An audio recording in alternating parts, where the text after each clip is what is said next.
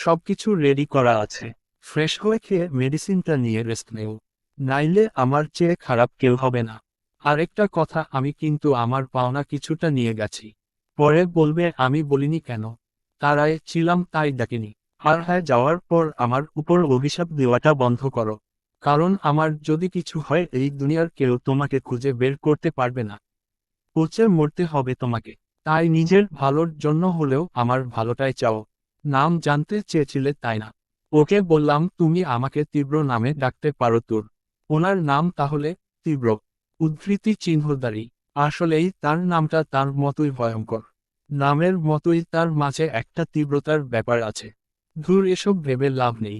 লোকটা চলে গেছে, এটাই সবচেয়ে বড় পাওনা। তীব্র চলে গেছে কথাটা ভাবতেই বন্ধ ঘরের চার দেয়ালের মাঝে বুক ভরা নিঃশ্বাস নেয় তোর। কিন্তু পরক্ষণেই আবার মন খারাপ হয়ে যায়, না জানি কতদিন ওকে আবার কোনো মানুষকে না দেখেই থাকতে হবে। যদিও তীব্র আগে কথা না বললেও এখন একটু বলে, তাতেই ওর মনে হয় ও বেঁচে আছে। কিন্তু এখন এই চার দেয়ালের আড়ালে কি করে এতদিন থাকবে ও? কিন্তু নিজের ভাবনার জন্য নিজেই নিজের উপর তাচ্ছিল্যের হাসি হাসে। কারণ লোকটা যে বলল সারা জীবন ওকে এখানে পচে মরতে হবে, তার বেলায় না আর ভালো লাগছে না তুরের।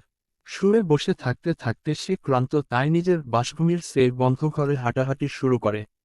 হঠাৎ তুর ক্যালেন্ডারের সামনে সামনে গিয়ে দাঁড়ায়। তারপর ক্যালেন্ডারের দিকে একদৃষ্টিতে তাকিয়ে ভাবতে লাগলো। আজ 3 মাস হতে চলল তুর এই বদ্ধ রুমটার মধ্যে বন্দি জীবন কাটাচ্ছে। ক্যালেন্ডারের প্রতিটি তারিখে নিজে হাতে একটা একটা দাগ কেটেছে তুর। তবে কলম বা অন্য কিছু দিয়ে নয়, নিজ হাতের আঙুলের নখ দিয়ে। এই রুমটা বেশ বড়ই। বাইরে যাওয়ার জন্য শুধু একটা দরজা। না কোনো জানালা না অন্য কিছু। রুমে তেমন কিছুই নেই বললেই চলে। শুধু আর একটা আলমারি রয়েছে, যাতে তুরের প্রয়োজনীয় জিনিসপত্র সবই আছে। খাবার হিসেবে কতগুলো শুকনো খাবার আর পানির বোতল রয়েছে। কোনো খাট নেই, শুধু মাটিতে একটা বিছানা রয়েছে যা অত্যন্ত সফট। মাথার উপর সিলিং ফ্যান আর দেয়ালের সবচেয়ে উঁচুতে এসি রয়েছে, যা রিমোট কন্ট্রোল। কিন্তু লাইট নেভানোর কোনো ব্যবস্থা নেই তুরের কাছে। কারণ তাতে তুরের উপর নজর রাখতে পারবে না লোকটি। এক কথায় এই রুমের তেমন কিছুই নেই যার দ্বারা নিজের কোনো ক্ষতি করা যায়। সাথে অ্যাটাচ করা বাথরুম আর কিচেন রয়েছে, তবে লোকটি না আসলে কিচেনে যাওয়া তো দূর দেখার সৌভাগ্য হয় না। তবে বন্ধ রুমের ভিতরে থেকেও শান্তি পায় না তোর। নিজের মতো করে চলতে পারে না। কারণ এই ঘরের চারদিকে 4টি সিসি ক্যামেরা লাগানো। এমনকি বাথরুমেও 4টা ক্যামেরা লাগিয়েছিল লোকটা। এটা যখন ও দেখল প্রচণ্ড রাগ লাগছিল লোকটার উপর। লোকটা একটু অন্যরকম জানা ছিল, কিন্তু মঙ্গল গ্রহ বা বাংলাদেশের বিখ্যাত পাবনার পাগলা নিবাস থেকে পালিয়েছিল কিনা তা নিয়ে তোরের যথেষ্ট সন্দেহ আছে। না হলে 4টা সিসি ক্যামেরা তাও বাথরুমে ভাবা যায়। প্রচণ্ড রাগ ছিল। কিন্তু কি করার? তুরির কিছুই করার নেই। বাথরুম তো ইউজ করতেই হবে, তাই কোন মতে ক্যামেরার উপরে কাপড়ের দেয়াল দিয়ে আড়াল করার চেষ্টা করল। কিন্তু শেষ রক্ষা আর হলো না। তুর যখন গোসল করতে গেল, হঠাৎ করে দরজায় কেউ পাগলের মতো ধাক্কাতে শুরু করলো। বেশ বিরক্ত হলো তুর, বুঝতে বাকি থাকলো না যে যে মিডনাইট ম্যান মানে ওই পাগল লোকটা এসেছে। কিন্তু এটা বুঝতে পারল না মিডনাইট ম্যান এই মিডডেতে কোথা থেকে উদয় হলো। পরক্ষণেই মনে পড়ল এখন বোধহয় রাত হবে। কারণ উনি তো দিনে আসবে না। কিন্তু বুঝতে পারল না তা দিনে বা রাতে যেভাবেই আসুক, হঠাৎ করে বাথরুমের দরজা কেন ধাক্কাচ্ছে। ওনার কি এটা বেশি জোরে পেয়েছে, নাকি যে নিজের ওয়াশরুমে যাওয়ার তর সইছে না? নিজের ভাবনা থেকে ফিরে আসার আগেই তুরের মনে হলো এবার দরজাটা আর আস্থা থাকবে না। আর দরজা ভাঙলে সর্বনাশ। এই মিডনাইট ম্যানের কোনো বিশ্বাস নেই। সে আর এই দরজা সারাবে না। তাই বাধ্য হয়েই কোনোমতে কাপড় পেঁচিয়ে দরজা খুলে নিজেকে লুকিয়ে দরজায় উকি দিল তুর। কিন্তু এটা ভুলে যে সে পাবনা ফেরত পাগলের সামনে দরজা খুলছে, যার মাথায় এতটুকু সেন্স নেই যে একটা মেয়ে কখন ওয়াশরুমের দরজায় উকি দিয়ে দরজা খোলে। দরজা খোলার সাথে সাথে জার্মানিতে আসা সুনামির মতো ওয়াশরুমের ভিতর ঢুকেই তুর হাত দুটো ধরে দেয়ালে চেপে ধরল। তোমার সাহস হয় কি করে আমাকে এতক্ষণ বাইরে দাঁড় করিয়ে রাখার? সেই কখন থেকে দরজা ধাক্কাচ্ছি। কি করছিলে এতক্ষণ? আর ক্যামেরা বন্ধ করেছ কেন? এত সাহস পাও কই? খুব জোরে চিল্লিয়ে। লোকটার কথা শুনে তোর আবালির মতো ওর দিকে ড্যাব ড্যাব করে তাকিয়ে রইল। তীরের কথা শুনে ওর ভয় না, নিজেকে বিড়ালের বাচ্চা মনে হচ্ছে যে গোসল করতে পারবে না। তাই তাকে গোসল করানোর জন্য এসেছে। কি হলো, কথা বলছো না কেন? আচ্ছা, আপনার মাথায় সত্যি কি কোনো সমস্যা আছে? অবাক হয়ে, মানে মানে আমি কি আপনাকে সাথে নিয়ে গোসল করব? আচ্ছা বাদ দিন এটা, বলুন কোনো মেয়ে বাথরুমে বসে কি করতে পারে? সে কি করবে? গোসল করবে নাকি অন্য কিছু সেটা আপনাকে দেখানোর জন্য ক্যামেরা খুলে রাখবে? Like seriously? তোরের কথা শুনে তীব্র আকাশ থেকে পড়ল। মানে ও তোরকে নিয়ে এতটাই পজেসিভ হয়ে গেছে যে ও খেয়াল করেনি ও বাথরুমেই সিসিটিভি লাগিয়েছে। সত্যি তো, মেয়েটা কি ওকে নিজের গোসল করা দেখাবে নাকি? আপনার কি মনে হয় আমি বাথরুমে বসে পালানোর প্ল্যান করছি নাকি নিজেকে মারার প্ল্যান? তীব্র বেশ অস্বস্তিতে পড়ে তোরের কথায়, কিন্তু তোরকে বুঝতে না দিয়ে নিজেকে সামলে নিয়ে আসে। তারপর ওর দিকে এগিয়ে দেয়ালের দুপাশে হাত রেখে মুখটা নিচু করে ওর মুখের কাছে নিয়ে আসে। তারপর বলে, আমি না চাইলে তুমি পালানো তো দূর, বাইরের আলোটা কেমন তাও জানতে পারবে না। আর নিজের ক্ষতির কথা বলছো, তার পরিমাণ কি হতে পারে সেটা তো তুমি আগেই দেখেছো। দেখুন, আমার না মরার শখ ঠিকই আছে, কিন্তু তা বাথরুমের মধ্যে না। আর আপনি কিভাবে বাথরুমের মধ্যে ক্যামেরা লাগান, মানে কোনো ম্যানার্স নেই নাকি? আমি আপনার সামনে কাপড় চেঞ্জ করব নাকি? আর আপনারও বলিহারি বাথরুম ক্যামেরা লাগানোর জায়গা? দয়া করে এই জায়গায় তো ক্ষমা দেন আমাকে। এবার তীব্র তোরকে ভালোভাবে দেখে নেয়। ফর্সা লম্বা গড়নের মেয়েটা তীরের বুকের কাছে এসে পড়ছে। ভেজা ঠোঁটগুলো গোলাপের নরম পাপড়ির মতো লাগছে। ভেজা চুলগুলো এলোমেলো হয়ে দুপাশে বিশ্রীর হয়ে ছড়িয়ে আছে, যা তোরকে অসম্ভব মোহনীয় করে তুলেছে। তাড়াহুড়ায় তোর কোনো মতে একটা ওড়না দিয়ে গ্রাম্য মহিলাদের শাড়ির মতো পেঁচিয়ে রেখেছে, যার জন্য ফর্সা শরীরের এককাঁধ উন্মুক্ত আছে। তুর্কে এমন অবস্থায় দেখে তীরের মাথা যেন হ্যাং করা শুরু করল। কিহল এমন নেশাগ্রস্তের মতো তাকিয়ে আছেন কেন? গাঞ্জা টাঞ্জা কিছু খেয়েছেন নাকি? তুরির কথায় তীব্র বাঁকা হাসল। তুরির কথাগুলোয় অদ্ভুত বিদ্রুপ থাকলেও সেগুলো বাচ্চাদের বায়না লাগে তীরের কাছে। ও তুর্কে একটানে কাছে এনে শাওয়ার নিচে দাঁড় করিয়ে আবার শাওয়ার ছেড়ে দিল। তারপর এক হাত দিয়ে তুরের দুহাত পিছনে মুড়ে আটকে ওকে নিজের সাথে মিশিয়ে দেয়ালে এক হাতের ভর রাখাল। শাওয়ারের পানিগুলো তীরের মুখ থেকে গড়িয়ে তুরের মুখে পড়তে লাগলো। কিহল কি করছেন? খুশস বলি তুরকে একদম নিজের বুকের সাথে মিশিয়ে নেয়। তুর নিজেকে ছাড়ানোর জন্য হাত মুচাতে থাকে, কিন্তু তীরের এক হাতের শক্তির কাছে ব্যর্থ হয়। তুর নিজের মুখ যতটা না দূরে নিতে চায়, তীব্র ততটাই ওর কাছে যায়। তীরের এক হাতের ভর দেয়ালে থাকার কারণে তীরের কোনো সমস্যা হচ্ছে না, বরং তুরের ছোটাছুটিতে ওর বেশ মজা লাগছে। ছাড়ুন আমাকে। নিজে আমার সামনে এভাবে ওড়না জড়িয়ে দাঁড়িয়ে আছো আর আর বলছো আমি নেশাগ্রস্তের মতো তাকিয়ে আছি কেন? আমি তো শুধু তাকিয়ে আছি, অন্য কেউ হলে এতক্ষণে টিপ টিপ বাড়ছা পানি, পানি মেয়ে আগ লাগা দি, কেস হয়ে যেত। যদিও আমারও ইচ্ছে করছে এমন কিছু করতে, কিন্তু তুমি এখনো বাচ্চা। আর আমার টেস্ট এতটাও খারাপ নয় যে একটা বাচ্চার সাথে কিছু করব। তীরের এমন কথায় ওর মুখ হা হয়ে গেল। You looking so hot. এখন আমার কি দোষ? চোখ টিপ দিয়ে তুল এবার নিজের দিকে তাকিয়ে নিজেই লজ্জা পেয়ে যায়। এবার আর ও তীরের দিকে তাকাতে পারে না। কিন্তু মনে মনে তীরের গোষ্ঠী ষষ্ঠী উদ্ধার করতে থাকে। কিহল কিছু বলছো না যে? তুরকে কিছু বলতে না দেখে ওর হাত দুটো ছেড়ে দেয়। হাত ছাড়া পেয়ে তুর পালিয়ে যেতে চায়, কিন্তু তার আগেই তীব্র ওর কোমর পেঁচিয়ে ধরে এক হাতে ওকে উঁচু করে মেঝে থেকে সম্পূর্ণ উপরে তুলে মিলিয়ে নেয় বুকের সাথে। আমাকে এত খাটালে, এত বাজে কথা বললে, আবার উঁচু গলায় কথা বললে তার শাস্তি তো তোমাকে পেতে হবে। মানে ভয়ে লোক দিলে তোমাকে। তরের দিকে এগিয়ে যেতেই তোর মুখ ফিরিয়ে নেয়। আর ওর ভেজা চুলগুলো খুব জোরেই তীরের মুখে বাড়ি খায়। তুরকে ভয় দেখানোর জন্য এমনটা করলেও তুরের চুলের বাড়িতে কেন জানি তীরের রাগ উঠে গেল। তার চেয়েও বড় কারণ তুর তীরের বুকে হাত দিয়ে আছে। ওর ছোঁয়া যেন তীরের সহ্য হলো না। তুর চোখ বন্ধ করে নিজেকে ছাড়ানোর চেষ্টা করে তীরের বুকে বাড়ি দিচ্ছে। আর তীব্র ওর বন্ধ চোখের দিকে তাকিয়ে প্রচণ্ড রাগে তাকিয়ে আছে শান্ত চোখে। প্লিজ যেতে দিন। চোখ বন্ধ করে তীরকে কিল ঘুষি মারতে থাকে। মুহূর্তেই তীরের রাগটা বেড়ে গেল। ও তুরকে দেয়ালের সাথে চেপে ওর উন্মুক্ত কাঁধে খুব গভীরভাবেই চুমো আগে। তুরের মনে হলো কোন চোখ ওর রক্ত খেতে চাচ্ছে। তুরের বন্ধ চোখগুলো রসগোল্লার মতো বড় বড় হয়ে যায়। নিজের ছটফটানি থামিয়ে শান্ত কচ্ছপের মতো দাঁড়িয়ে রইল। ওকে শান্ত হতে দেখে তীরের রাগটা ক্রমশ বেড়ে গেল। তীব্র কাঁধ থেকে সরে গলার কাছে গিয়ে একটা বাইট করে দাঁত বসিয়ে দিতেই তুর চিৎকার করে উঠল। সঙ্গে সঙ্গে তীব্র ওর মুখটা চেপে ধরে বলল, আর কোনোদিন যেন আমাকে টাচ করার মতো ভুল করো না। তোমাকে আমি স্পর্শ করতেই পারি কিন্তু আমাকে টাচ করার দুঃসাহসও করো না। তুরের ভেজা চুলগুলোকে নিজের মুঠোয় পুরে, ভেজা চুলের ব্যথাটা বরাবর বেশি, কিন্তু শব্দ করতে পারে না, কারণ তীব্র মুখ চেপে তার উপায় রাখেনি। তুরের কান্নায় ধম বন্ধ হয়ে আসছে। এটা দেখে তোরকে ছেড়ে দিতেই ও কাঁদতে থাকে। রাগটা আরো বেড়ে যায় তীরের। কান্নার খুব শখ তাই না? ওকে বলি তোরকে ধাক্কা মারে। তীরের ধাক্কায় তোর পানি ভর্তি বাথরুমে পড়ে যায়।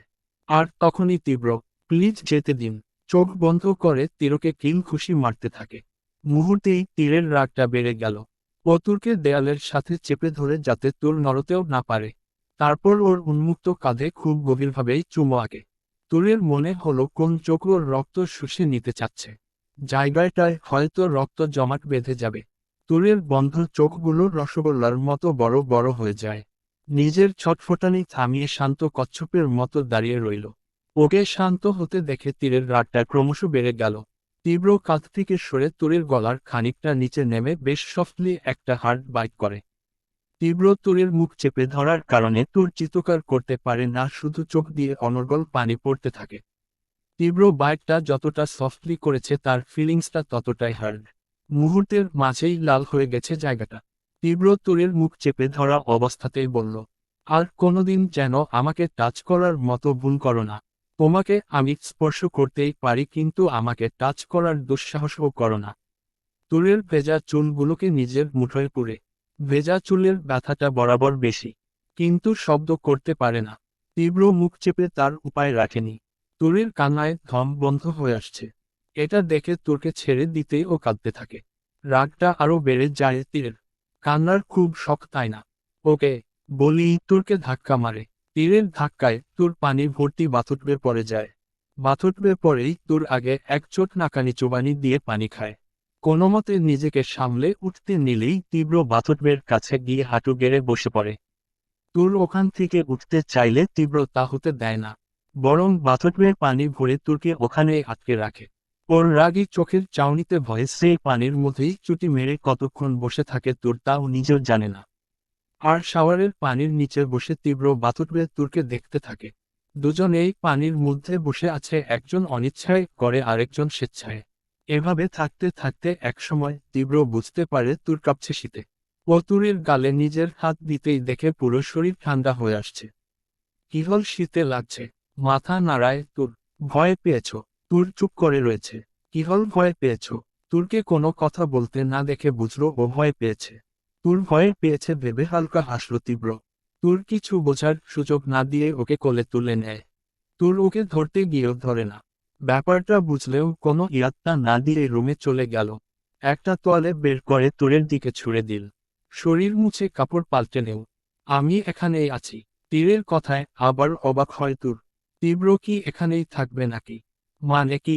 তখনই আবার ভাবল থাকলে কি আর না থাকলে কি, রুমে তো ক্যামেরা লাগানোই আছে। তার মানে তীব্র থাকলেও রুমে চেঞ্জ করতে পারবে না আর না থাকলেও আমি বাথরুমে চেঞ্জ করব। মানে এতক্ষণ ভিজে স্বাদ মেটেনি নাকি আবার ভিজতে চাইছো? তুর কিছু বলল না, শুধু ক্যামেরাগুলোর দিকে তাকিয়ে দেখল। তুরের দৃষ্টির দেখে বুঝতে বাকি রইল না তীরের। এখানেই চেঞ্জ করতে পারো, সমস্যা নাই। আমি কিছু দেখব না। আর না ওই ক্যামেরাগুলো। তীরের কথা আগা মাথা কিছুই বুঝল না তোর। কিন্তু ওকে কিছু বলার সাহসও পাচ্ছে না।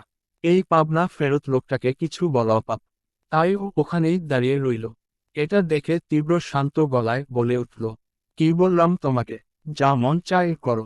কিন্তু মনে রেখ, যদি অসুস্থ হয়ে গেলে সেবা কেন তোমার দিকে ফিরে তাকানোর মতো লোকও নেই। তুর কি করবে বুঝতে পারল না। নিজের অজান্তেই ওর চোখে পানি এসে গেল। যে সবার চোখের মনি ছিল সে এখন কি হল? ধমক দিয়ে কলিজা কেঁপে উঠল তুরের। যদি ভেবে থাক তোমাকে দেখে ফিলিংস জাগবে, তাহলে মনে রেখ তুমি যে অবস্থায় আছো এর চেয়ে বেশি কিছু লাগে না ফিলিংস আনার জন্য। সো ফালতু ভাবনা ছাড়ো। তুর বুঝতে পারল কিছু বলা মানেই অপাত্রের দান হবে। আর কি করবে? বাথরুমের ক্যামেরাও উন্মুক্ত। আর এখানে তো যদিও লোকটি পিছন ফিরে আছে, তোর কিছুই বলল না, রাগে চোখে পানি এসে থুতনি কাঁপতে লাগলো। তারপর নিজের মনে ঠিক করলো লোকটি যখন বলেছে তখন তাই হোক। রাগে নিজের চোখটা বন্ধ করে কাঁধের ওড়ানায় হাত দিয়ে টান দিতেই সবটা অন্ধকার হয়ে গেল। দূর চেয়ে দেখে একদম ঘুটঘুটে অন্ধকার হয়ে আছে চারদিক। তখনই লোকটার গলা শুনতে পেল, জাস্ট 5 মিনিটস, এরপর আবার লাইট জ্বলে উঠবে। So fast. তোর কিছু বুঝতে পারল না, কারণ এখানে কোনো লাইটের সুইচ নেই। সবকিছুই যখন রিমোট কন্ট্রোল, লাইটটাও তাই, যেটা আমার কাছে। তাই এত না ভেবে তাড়াতাড়ি করো। 4 মিনিট। তোর আর কিছু ভাবল না, অন্ধকারে কোনোমতে চেঞ্জ করে নিল। তারপর ওড়নাটা পড়তে নিলেই লাইট জ্বলে উঠল। সবটা ঠিকঠাক দেখে স্বস্তির নিঃশ্বাস ছাড়ল তোর। কিন্তু শান্তি আর পেল না। সামনের দিকে তাকাতেই তীব্র ভ্রুকুচকে ওর গলার দিকে তাকিয়ে এগোতে থাকে। এটা দেখে তোর ঢোক গিলে পেঁচতে থাকে। পিছতে পিছতে স্লিপ কেটে বিছানায় পড়ে যায়। তীব্র ওর কাছে গিয়ে এক হাঁটু গেড়ে ওর পাশে বসে ওকে টাচ করার চেষ্টা করতেই তোর নিজেকে গুটিয়ে নেয়। কিন্তু তীব্র তাতে খেয়াল না করে তোরের গলার কাছ থেকে ওড়নাটা হালকা নামায়, বাইটের জায়গায় হালকাভাবে আঙুল বুলিয়ে দিতেই তোর কেঁপে ওঠে। সঙ্গে সঙ্গে তীব্র বলে উঠল, এই দাগটা কোনোদিন মিটবে না তোমার। মনে করে নেও এটাই আমার বন্দিনী হিসেবে আমার নামের সিলমোহর। তুমি চাইলেও যা আমি মেটাতে দেব না। তারপর গলার নিচে বাইটের জায়গায় আলতো করে চুমো আঁকে তীব্র। তারপর কাঁধের থেকে কাপড় সরিয়ে লালচে হওয়া জায়গায় হাত বুলায়। তোর নিজের কাঁধের দিকে তাকাতেই দেখে রক্ত জমাট বেঁধে গেছে সেখানে। তীরের ঠোঁটের ছাপ বসে গেছে। মনে হচ্ছে ঠোঁট দিয়েই কাঁধে তীরে নিজের ঠোঁটের ট্যাটু করে দিয়েছে। তীব্র সেখানে একটা চুমু দিতেই তোর চিৎকার করে ওঠে, প্লিজ এখানে আর কিছু করবেন না, এমনি রক্ত জমাট বেঁধে গেছে। নিজের চোখ বন্ধ করে খুব জোরে চিল্লিয়ে নিজের কাঁধ চেপে ধরে শেষের থার্ড ব্র্যাকেট। তীব্র ওর কথা শুনে বাঁকা হেসে বলে উঠল, আর কি করার কথা ভাবছো? পরক্ষণেই নিজের চোখ খুলে তোর তীরকে খোঁজার চেষ্টা করে, কিন্তু তীরকে কোথাও খুঁজে পায় না। তার মানে লোকটা কিছু করেনি। তোর এতক্ষণ সেদিনের তীরের কাজগুলো কল্পনা করছিল ভেবেই একটা স্বস্তির নিঃশ্বাস ছাড়ল। কিন্তু কি মনে করে নিজের কাঁধের কাপড়টা সরালো। রক্ত এখনো জমাট বেঁধে আছে। এটা দেখে নিজের গলার সেই বাইটের জায়গায় হাত দেয়। হ্যাঁ, সেখানেও আজও ক্ষতটা রয়েছে। শুধু ব্যথাগুলোই নেই, ঘা থাকলেও ব্যথা করে না। ব্যথাটা সয়ে গেছে, কারণ তীব্র তার নামের সিলমোহর দিতে কখনো ভোলে না। আর তাই এই দুইটাই তোর সবসময় পায়ের তীরের কাছে। কমা। কিন্তু তীব্র নেই ভেবে গলার দাগে হাত দিয়ে মেঝেতে পাতা বিছানায় শুয়ে পড়ে তোর। এতক্ষণ যা যা করছিল সবটাই গাড়িতে বসে নিজের ল্যাপটপে দেখছিল তীব্র। তুরের নিজের গলা আর কাঁধ দেখতে দেখে বুঝল তার বন্দিনী তার দেওয়া চিহ্নকে দেখছিল। তুরের শরীরে নিজের দেওয়া রেখা দেখে ল্যাপটপটা বন্ধ করে গাড়ির সিটে মাথা রেখে প্রশান্তির নিঃশ্বাস ছাড়ল তীব্র। এটা ভেবে তার তুর বন্দিনী হয়ে তার হয়ে আছে। হ্যাঁ, তার তুর। কিছুদিন আগে না থাকলেও কয়েক ঘন্টার ব্যবধানে তুরের উপর আলাদা একটা অধিকার বোধ জন্ম নিয়েছে তীরের। 3 মাস আগেও যেটা জোর মনে হতো, সময়ের ব্যবধানে তা এখন অধিকারে পরিণত হয়েছে তীরের। তুরের উপর অজান্তেই এখন অধিকার শুধু তীরের। কারণ তুর যে তার হ্যাশবন্ধ আন্ডারস্কোর দরজায় আন্ডারস্কোর বন্দিনী নয়, তীরের হ্যাশবন্ধ আন্ডারস্কোর দরজায় আন্ডারস্কোর তুমি কালোহাট। আপনারা এটাই ভাবছেন আসলে 3 মাস আগে কি হয়েছিল যার কারণে তীরের সাথে তুরের ভাগ্যটা এভাবে জুড়ে গেল। আর তীব্র এমন করছেই বা কেন? ভালোবেসে না অন্য কারণ? 3 মাস আগের কথা। তোরের লাইফে তীব্র নামের অভিশাপের প্রকাশ ঘটে খুব অদ্ভুতভাবে। কোন একটা ঝড়ের চেয়ে কম ভাবে না। যেন মাঝ নদীতে কোন এক অজানা ঝড়, যা তোরের সাজানো সুন্দর জীবনটাই পাল্টে দিল। 3 মাস আগের কথা। বাবা মায়ের একমাত্র সন্তান তোর, তাই খুব আহ্লাদী হয়ে বড় হয়ে উঠেছে। এবার এইচএসসি এক্সাম দিয়েছে, রেজাল্ট এখনো বের হয়নি। পরীক্ষার পর সবার মতো তোরও একদম ফ্রি ছিল। সারাদিনের কাজ ছিল ঘোরাঘুরি, শপিং পার্লার, রূপচর্চা, মোবাইল নিয়ে টিপা করা আর মায়ের সাথে পায়ে পা মিলিয়ে ঝগড়া করা। নিজের কাজিনদের মধ্যেও তোর বেশ জনপ্রিয়, কারণ ওর দুষ্টুমি স্বভাব আর দর্শিপনার জন্য সবাই খুব ভালোবাসে ওকে। কাজিনরা তোর বলতে পাগল। সবকিছু ঠিক ছিল তোরের জীবনে। কলেজ শেষ হবার পরেও সব ফ্রেন্ডের সাথে দেখা হতো তোরের। সবাই মিলে ভালোই সময় কাটাতো। তবে প্রেম ভালোবাসা বলতে তেমন কিছুই ছিল না। সবকিছুই ফান মনে হতো।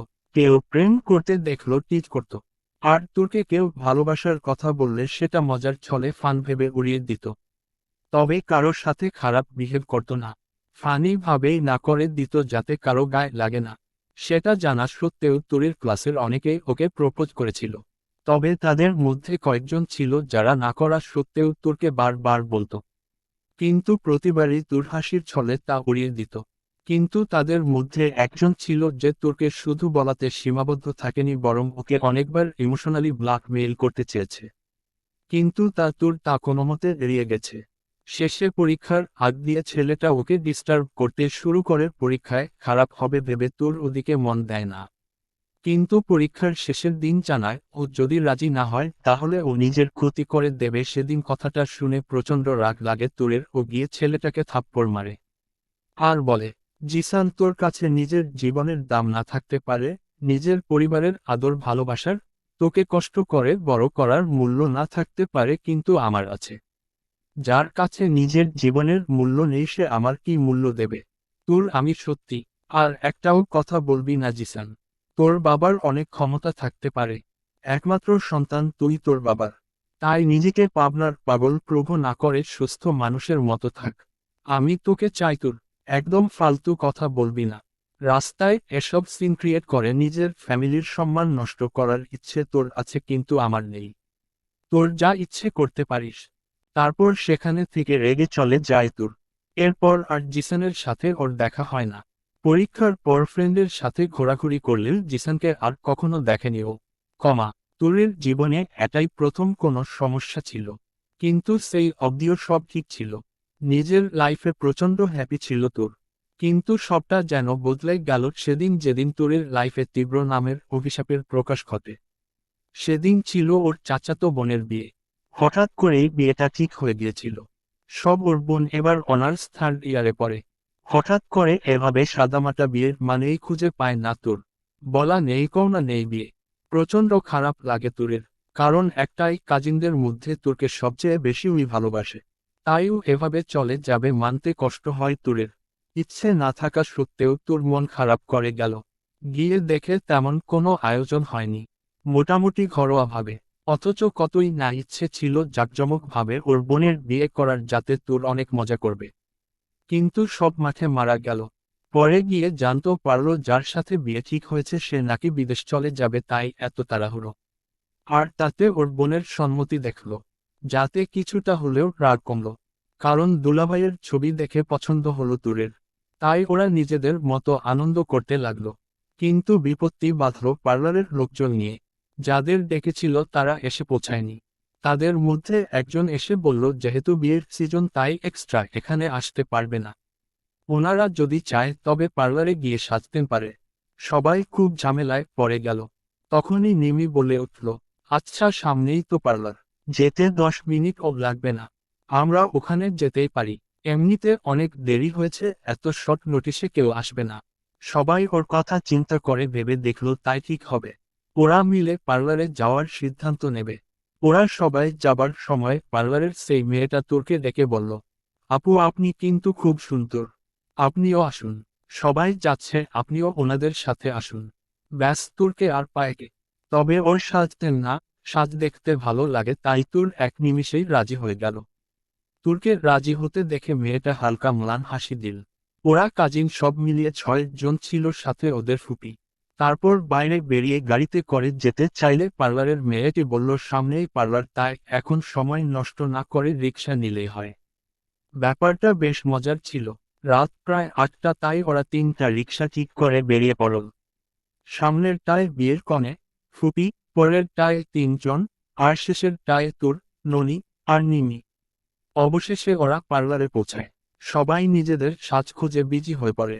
ঘড়ির কাঁটা কখন 8টা থেকে 11টায় চলে যায় তার কোনো খবর থাকে না। মেয়েদের সাজ বলে কথা। ওদিকে বর পক্ষ এসে বসে আছে। ফুপির মোবাইলে কল আসছে। এটা দেখে বেশ মজা লাগছে তোরের। তোদের বিয়েতে এত ভেজাল, আমার বিয়েতে দেখিস আমি বিয়ের আগেই সবকিছু রেডি করে রাখবো যাতে কোনো সমস্যা না হয়।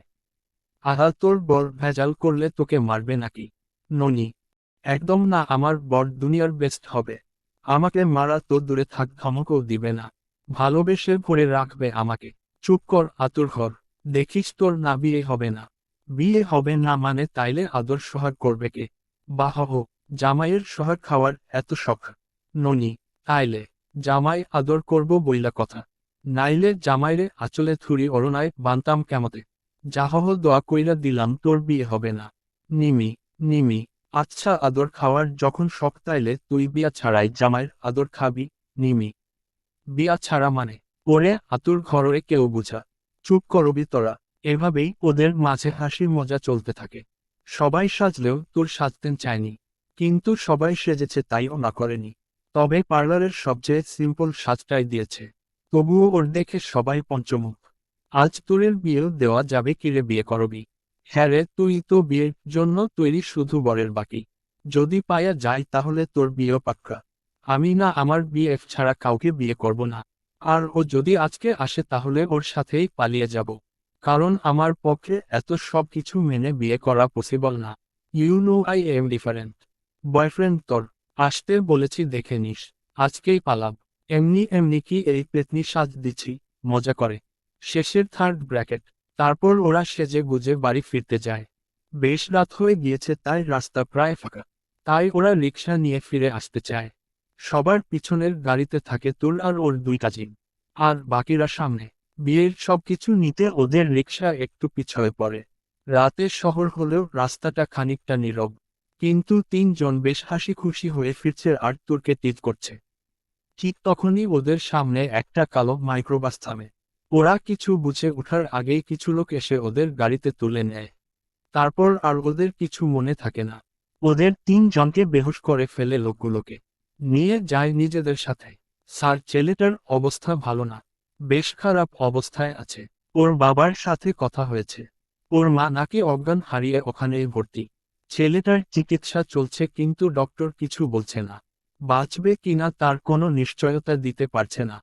এতক্ষণ ধরে সোফায় বসে থুতনি ভর দিয়ে কথাগুলো শুনছিল তীব্র। ওর অবস্থা খারাপ তীব্র তা ভালো করেই জানে। তীব্র তা দেখেই এসেছে। ওর বাবাকে ফোন দেও। তীরের কথায় ওর বাবার কাছে ফোন দেয়। কল ধরতেই ওপাশ থেকে কারো বেজার রাগে কণ্ঠের আওয়াজ পায় তীব্র। আঙ্কেল, ওর অবস্থা কেমন? সবটাই তো জানো। নিজেকে সামলে। আপনি কি চান? যে বা যারা আপনার ছেলের এই অবস্থার জন্য দায়ী তাকে কি শাস্তি দিতে চান বলুন। আমি শুধু আমার ছেলেকে ফিরে পেতে চাই। আর কিছু চাওয়ার নেই। শুধু এতটুকুই বলবো, সে কোনোদিন ভালো থাকবে না। খেয়াল রাখবেন ওর। ফোনটা কেটে দেয় তীব্র। তারপর খুব শান্ত গলায় জিজ্ঞেস করে, মেয়েটা কোথায়? স্যার, ডোক দিলে? স্যার, মেয়েটাকে এখানে আনা হয়েছে। কিন্তু ওর সাথে আরো দুইটা মেয়েকেও আনা হয়েছে। কারণ ওরা বুঝতে পারে নাই কোন মেয়েটাকে আনতে হবে। খুমম, আমি মেয়েটিকে দেখতে চাই। জি স্যার। তীরের সামনে মুখে ফাঁসির আসামির মতো কালো কাপড় বেঁধে হাত দুটো পিছনে বাঁধা বসে আছে ননি, নিমি আর তোর। ওদের মুখের কাপড় সরাও। গম্ভীর সুরে। আন্ডারস্কোর। ওদের মুখের কাপড় সরালো কিন্তু কেউ তীরকে দেখতে পেল না। কারণ তিনজনের চোখ আগেই কালো কাপড় দিয়ে বাঁধা হয়েছিল। তখনই তীব্র গম্ভীর গলায় আবার বলে ওঠে, তোমাদের মধ্যে তাইসিরাতকে? তিনজনে এদিকে ওদিকে তাকালো। তীব্র আবার জিজ্ঞেস করল। ওর কণ্ঠ শান্ত থাকলেও অদ্ভুত এক ভয়ঙ্কর গাম্ভীর্য বিদ্যমান ছিল। যা শুনলে আত্মা কেঁপে ওঠে। কিহলকে তাইসিরাত? খুব জোরে চিল্লিয়ে ভয়ে ওরা তিনজনকে দিয়ে দিল। তখন কাপা কাপা ঠোঁটে তোর বলে উঠল, আমি। তোরের জবাব পেয়ে তীব্র শান্তভাবে বলে উঠল, ভয় পেও না, তোমাকে তোমার বয়ফ্রেন্ডের কাছে নিয়ে যাওয়ার জন্য এসেছি। তুমি তোমার ফ্যামিলি, আর ওনারা কষ্ট পাবে বলে কিছু বলতে পারোনি। তাই এই জন্যই তোমাকে এখানে আনা। বাঁকা হেসে। ওর কথায় তোর আকাশ থেকে পড়ে। কী সব বলছে লোকটা? তার মানে? ও কিছু বুঝে ওঠার আগেই তীব্র বলে, তাইসিরাতকে রেখে বাকি মেয়েদের নিয়ে যাও। ননি আর নিমি বেশ ভয় পেয়ে যায়। কোথায় নিয়ে যায়? কিন্তু ওদের মনে এটাও হয়, তবে কি তোর সত্যি সত্যি নিজের বয়ফ্রেন্ডের কাছে যাওয়ার জন্য ওর বয়ফ্রেন্ডের সাথে মিলে প্ল্যান করলো? কিন্তু কেন? তোর সত্যি ওর বয়ফ্রেন্ডের সাথে পালিয়ে যাবে? ওদের তোরের থেকে আলাদা করা হয়। আর তোকে ওখানেই ফেলে রাখা হয়। গম্ভীর ভাব নিয়ে বসে আছে তীব্র। তখনই ওর পিএ এসে বলে উঠে, স্যার, তিনজনের কি করব? ওই লোকগুলোকে তো এসে যাবে। কিছুক্ষণ চুপ থেকে তীব্র বলে উঠল, আন্ডারস্কোর। আমার যা করার ওই শুধু ওই মেয়েটার সাথে করব। বাকিদের স্বাভাবিকভাবে বাড়ি পাঠিয়ে দেও, যেন ওদের মনে হয় এটা কোনো কিডন্যাপিং নয়। ওরা যদি ওই মেয়েটার কথা জিজ্ঞেস করে, এটাও কি তোমাকে বলে দিতে হবে? ওদের ব্যাপারটা এমন ভাবে বোঝাও যাতে ওরা বাসায় গিয়ে বলে মেয়েটি তার বয়ফ্রেন্ডের সাথে পালাবে বলে এত কিছু করেছে। মানে মেয়েটি আগে থেকে সব জানতো। আমি চাই না কোনো ঝামেলা হোক, যাতে ওর পরিবার নিজেই ওর বিমুখ হয়ে ওকে খোঁজার চেষ্টা না করে। ওকে বলে চলে যায়। নিজের ফ্যামিলির সম্মান, ভালোবাসার আদরের জন্য আরেকজনের প্রাণের কোনো দাম নেই। যে পরিবারের জন্য এমন করেছিস সেই ফ্যামিলি তোকে ধূর্ছাই করবে, কোনোদিন তোকে ফিরেও দেখবে না। কিছুক্ষণ পর তীরের কাছে কিছু লোক আসে। তীব্র ওদের দেখে পায়ের উপর পা তুলে ড্রিঙ্কসের গ্লাসে সিপ দিল। দুজন লোক এসে তীরের পাশে দাঁড়াল। স্যার, আপনি যেই মেয়েটিকে নিতে আসতে বলেছেন তাকে নিতে এসেছি। যদি মেয়েটিকে আমাদের পছন্দ হয় তবে আপনাকে ভালো অ্যামাউন্টও পে করতে রাজি আছি। তবে যদি সুন্দরী না হয় তবে। তোমরা ভুলে যাচ্ছ তোমরা কার সাথে কথা বলছো। গম্ভীর গলায়, আমি কোনো দালাল নই যে তোমাদের কাছে মেয়েদের বিক্রি করব। আমি শুধুমাত্র ওই মেয়েটিকে তোমাদের দিয়ে দিচ্ছি, যাতে ও কোনোদিন ভদ্র সমাজের মুখ দেখতে না পারে। ওকে স্যার, আপনি যদি এটা চান তবে আমরা আপনাকে 100% গ্যারান্টি দিচ্ছি ওই মেয়ে যদি আমাদের পাঠানোর সবচেয়ে ভালো জায়গায় ও পড়ে তাহলে সেটা নরকের চেয়ে কম হবে না। ওকে কেউ খুঁজে পাবে না তো। স্যার, আমাদের কাজই এটা। আর আমরা ইন্টারন্যাশনাল হিউম্যান ট্র্যাপিং এর সাথে জড়িত। সব মেয়েদের বিদেশে পাঠানো হয়। আর মেয়েটা যদি সুন্দরী হয় তবে তো কথাই নেই। ইন্টারন্যাশনাল মার্কেটে সেটা কতটা ভ্যালুয়েবল হতে পারে তা আপনার ধারণার বাইরে। ওদের সাথে কথা বলতেও তীরের ঘৃণা হচ্ছে। সেটা তুরের উপর রাগের চেয়ে বেশি না। তীব্র তুরের জন্য ওই রকম কিছু চিন্তা করেছে। ওর শুধু তুর্কে কোনো জঘন্য জায়গায় পাঠাতে চায় যাতে ও পচে মরে। ওকে নিয়ে তোমরা কি করবে তা জেনে আমার লাভ নেই। শুধু একটা কথা মনে রেখ, মেয়েটি যেন কোনোদিন এদেশে ফিরতে না পারে। বাঁচার জন্য যেন মরতে চায়। স্যার, বাংলাদেশের বর্ডার পার হলে ও কোন দেশে যাবে তা আমরা নিজেরাও বলতে পারবো না। শুধু এতটুকু বলবো, আপনি যা বলছেন তার চেয়েও খারাপ কিছু হবে। কারণ এই জগৎ কেউ বাঁচতে পারে না, সবাই মরেই বাঁচে। অট্টহাসিতে ফেটে পড়ে। তবে স্যার, মেয়েটার প্রতি এরকম রাগের কারণ জানতে পারি? তীব্র রাগী চোখে ওদের দিকে তাকায়। যেটা বলা হয়েছে শুধু সেটুকু কর। Sorry sir. তীব্র কিছু না বলে চলে যায় সেখানে থেকে। তখনই লোক দুটো নিজেদের মধ্যে বলা শুরু করলো, ওই তোর কি দরকার ছিল এসব জিজ্ঞেস করার? আমাদের মেয়ের দরকার পেয়ে গেলেই হলো। আর তাও পাচ্ছি বিনা পয়সায়। এখন মেয়েটাকে দিয়ে যা পাবো তাই লাভ। তারপরেও শুধু শুধু একটা মেয়েটাকে কেউ বিদেশে চালান করতে চায়। দেখ গিয়ে কোনো কাণ্ড ঘটিয়েছে তা ঢাকার জন্য এত কিছু। হয়তো এখানে থাকলে সবাই জেনে যাবে। তা ঠিক। এখন চল আগে কাজ সেরে নি। মেয়েটাকে দেখে আসি। ভালো লাগলেই তো ভালোই, আর না লাগলেও সমস্যা নেই। যা পাবো তাই। কিন্তু ফ্রিতে কি ভালো কিছু পাবো? আগে তো দেখি। তারপর দুজন মিলে তুরের কাছে গেল। কমা, চোখ বাঁধা থাকার কারণে তোর কিছু দেখতে পায় না। কিন্তু হঠাৎ সবটা শান্ত হয়ে যাওয়ার কারণে ওর কলিজা শুকিয়ে আসে। নিমি, ননি, তোরা কি এখানে আছিস? কিন্তু কেউ সাড়া দিল না। তাই তোর আবার জিজ্ঞেস করলো, এখানে কেউ কি আছে? কিন্তু কারো সাড়া পেল না। এবার তোর খুব ভয় পেয়ে গেল। কি করবে বুঝতে পারল না। নিজের অজান্তেই ভয়ের কারণে তোরের গলা থেকে নিজেকে বাঁচানোর আর্তনাদ বেরিয়ে এলো। প্লিজ, এখানে কেউ আছেন? থাকলে সারা দিন। কেন আমাকে এখানে আনা হয়েছে? যেতে দিন আমাকে। অন্ধকারে চোখে কালো কাপড় আর হাত বাঁধা থাকা অবস্থায় অঝরে কাঁদতে লাগলো তোর। কি থেকে কি হয়ে গেল বুঝতে পারছে না। শুধু মুখ থেকে একটা কথাই আসছে, আব্বু তুমি কই? আমাকে নিয়ে যাও। অন্ধকারে ভয় লাগছে আমার। আম্মুকে বলো না তোর আর কোনোদিন দুষ্টুমি করবে না। তবুও আমাকে নিয়ে যাও। আমার খুব ভয় করছে এই অন্ধকার, আমার চোখের বাঁধনটাকে একটু খুলে পানি দেও আমাকে। ওর বাবা মাকে ডাকছে আর কাঁদছে। কিন্তু ও জানে না ও চাইলেও ওর ডাক কারো কাছে পৌঁছাবে না। কয়েক ঘন্টা আগে যে লাইফের জন্য তোর নিজেকে ভাগ্যবতী মনে করছে, কয়েক ঘন্টার ব্যবধানে তা অভিশপ্ত হয়ে গেছে। শেষের থার্ড ব্র্যাকেট, প্লিজ যেতে দিন। না হলে আমাকে একটু পানি খেতে দিন। তেষ্টায় গলা শুকিয়ে মরে যাচ্ছি আমি। একটু পানি দিন। কিন্তু কেউ ওকে পানি দিতে এগিয়ে এলো না। ওর কথা কারো কানেই গেল না।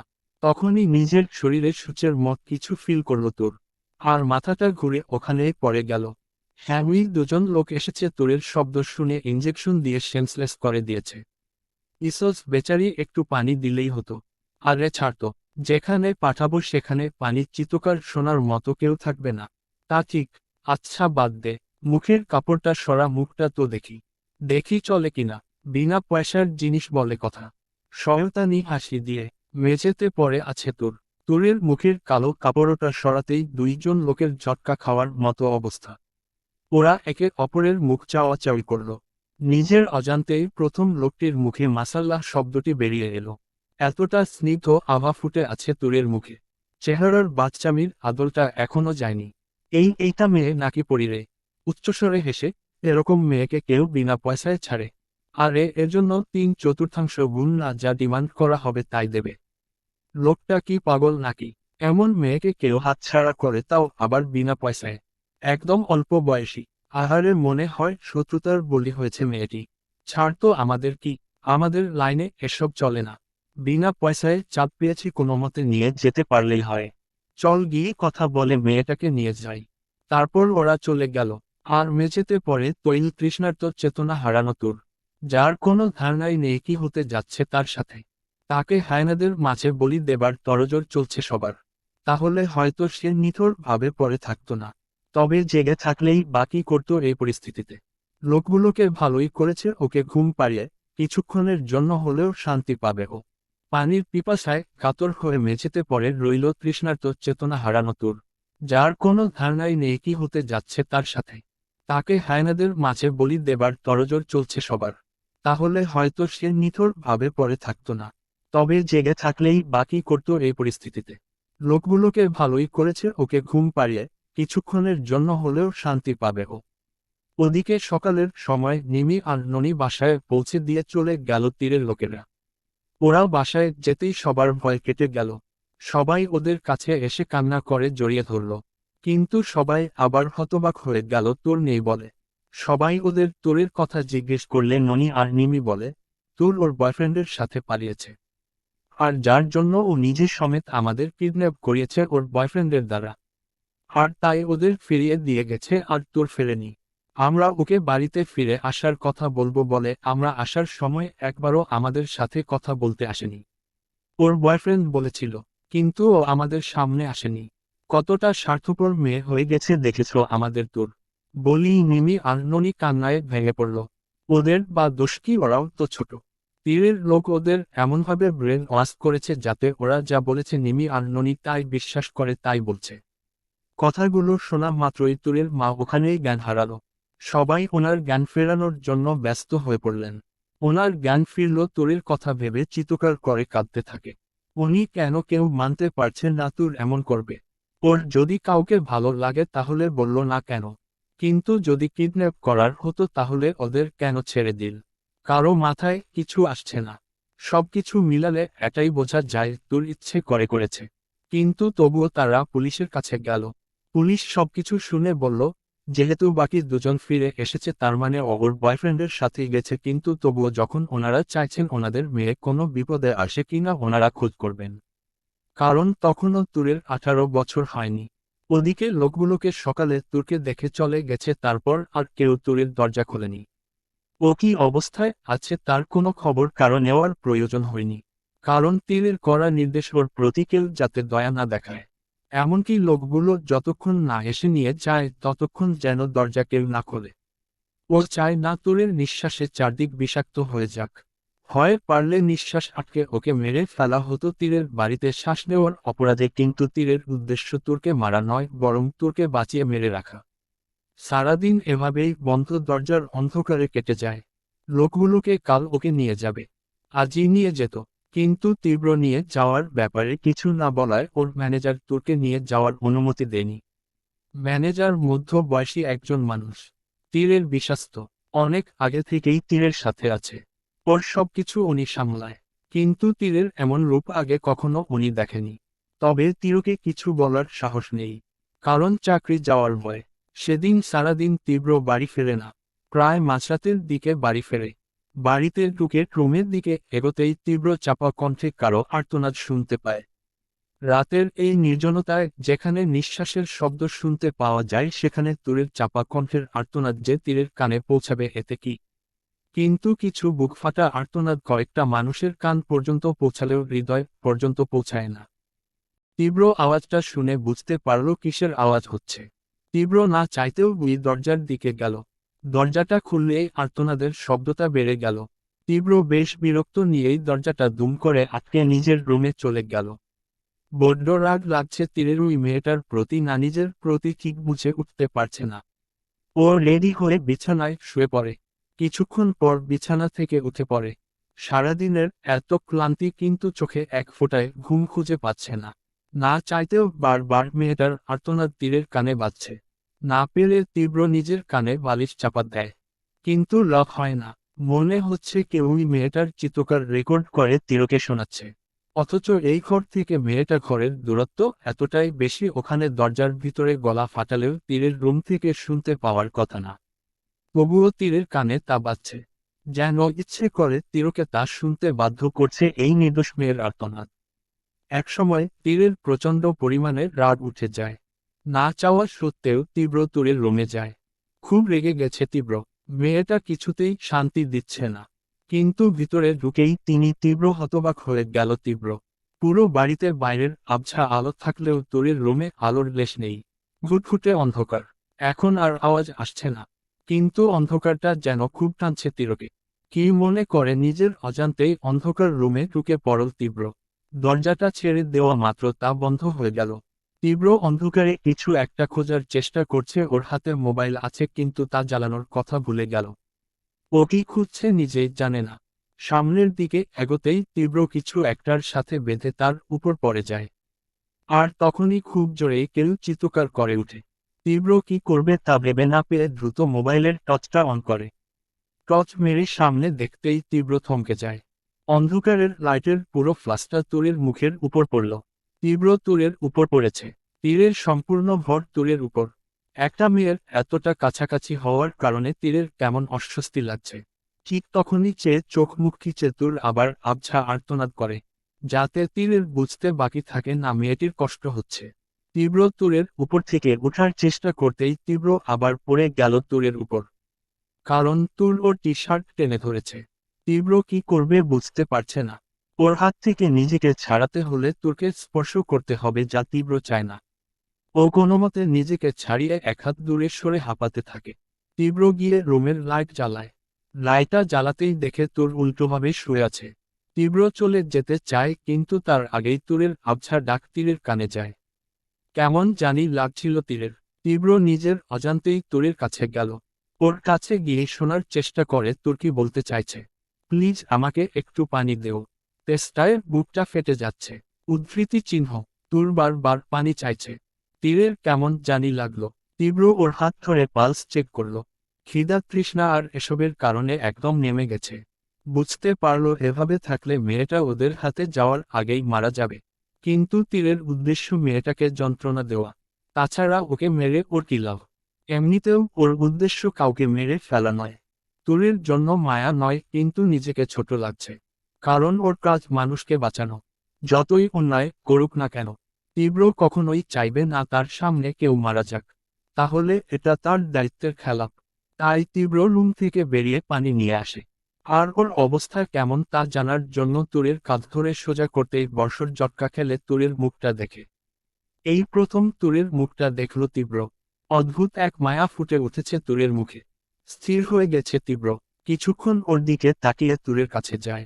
অদ্ভুত চাউনিতে দেখতে থাকে তুরকে। তুরের সম্পর্কে যেমন ধারণা করেছিল তীব্র, এখানে সবটাই তার বিপরীত। তীরের বিশ্বাস হচ্ছে না মেয়েটা এমন কিছু করতে পারে। মেয়েটির মুখের সাথে তাইসিরাতের কোনো মিল খুঁজে পেল না তীব্র। কিন্তু ওকে দেখে অদ্ভুত এক অনুভূতি কাজ করল তীরের। তুরের মুখের এলোমেলো চুলগুলো সরিয়ে কানের নিচে গুজে দিল। আলতো করে তুরের গাল স্পর্শ করল, যেন অনেকদিনের স্বপ্নটা বাস্তবে দেখে তা সত্য কিনা যাচাই করছে তীব্র। তুরের ডাকে ঘোর ভাঙি তীরের। ও তুরকে উঁচু করে পানিটা খাওয়ায়। সারাদিনের তৃষ্ণার্ত তুর পানি পেয়ে এক নিমিষেই শেষ করে তীরের বুকেই লুটিয়ে পড়ে। তীব্র এমন ঘটনায় একটু থমকে যায়। কিছুক্ষণ এভাবে থাকার পর দ্রুত তুরের মাথা নিচে রেখে চলে আসতে চায়। কিন্তু এবারও তুর আটকে দেয়। এবার তীরের নিজের প্রতি রাগ লাগছে, কেন আসতে গেল ও এখানে? মেয়েটা তো ওকে ছাড়ার নাম নিচ্ছে না। আবার তীরের টি শার্ট আঁকড়ে ধরল। তীরে ওকে ছাড়াতে গেলেই দেখল তুর আধো আধো চোখ খুলে দেখার চেষ্টা করছে, কিন্তু ওর চোখ আর সাইড দিতে চাচ্ছে না। তাই বারবার বন্ধ হয়ে আসছে। তীব্র কিছু বলবে তার আগেই তুর অনেক কষ্টে উঠে বসে। তারপর তীরের গাল ধরে কয়েকটা রোদ গেলে লোভাতুর ভাবে তীরের দিকে তাকায় তুর। এবার তীরের আকাশ থেকে পড়ার অবস্থা। তুরের চাউনি আর ডোক গেলা তীরের একটুও ভালো লাগলো না। তুর নিজের হাতে তীরের দুগাল ধরে আছে, যা আরো অস্বস্তি লাগলো তীরের। ও তুরকে কিছু বলতে যাবে তার আগেই তীরকে কাছে টেনে তীরের ঠোঁটে প্রচণ্ড কামড় দেয় তুর। হঠাৎ এমন আকস্মিক কাজের দরুন তীরের কেমন রিয়েক্ট করা উচিত বুঝতে পারল না। কিন্তু এটা বুঝতে পারল মেয়েটা আজ ওর ঠোঁট ছিঁড়ে ফেলবে। তাই বাধ্য হয়েই তুরের দু আঙুল দিয়ে তুরের গাল চেপে ধরে তীব্র। সাথে সাথে তুর ওকে ছেড়ে দেয়। আর তীব্র ধাক্কা মেরে ফেলে দিতেই তুর কান্না করে ওঠে। দিল না রে, দিল না। আমার এত খিদে পাইছে, কিন্তু আমারে আমার স্যান্ডউইচ দিল না। কেড়ে নিয়ে গেল রে।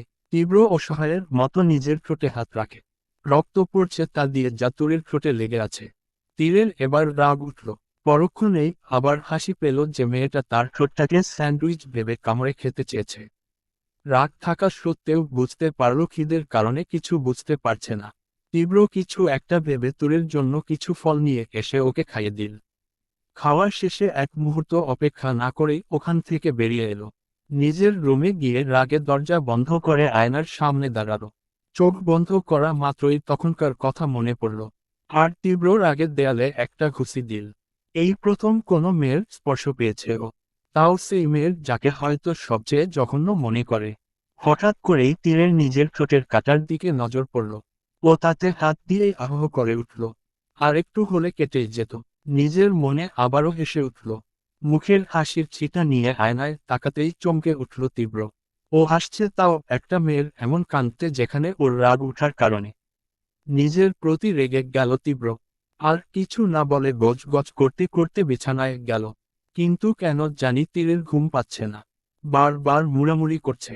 চোখ বন্ধ করতেই তখনকার কথা মনে পড়ছে, যে একটা মেয়ে তার ঠোঁটটাকে স্যান্ডউইচ ভেবে খেতে চেয়েছে। কিন্তু নিজেকে কিছুতেই মানাতে পারল না। বেশ বিরক্তি নিয়ে তীব্র